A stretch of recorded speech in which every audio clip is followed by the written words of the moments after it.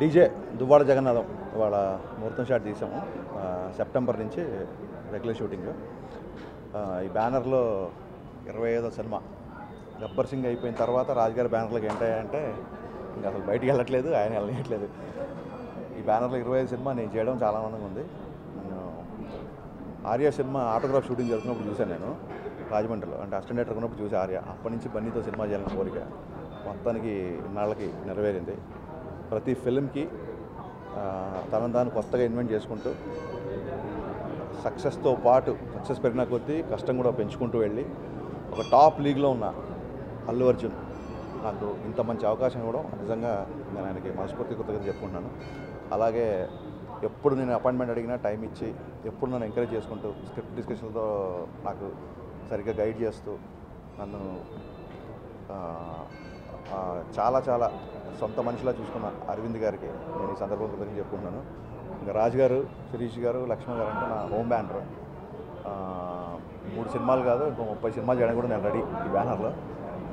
గబ్బర్ సింగ్ తర్వాత మా సర్జీ దేవిశ్రీ ప్రసాద్ గారితో వర్క్ చేయడం చాలా హ్యాపీగా ఉంది.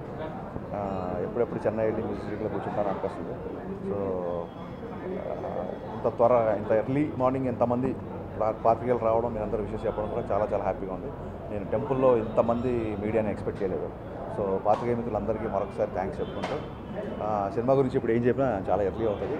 So we all need your best wishes. Thank you so much. Duvvada Jagannadham ఈరోజు ఫిలిం నగర్ వెంకటేశ్వర స్వామి టెంపుల్లో ఫస్ట్ షాట్ తీసాం.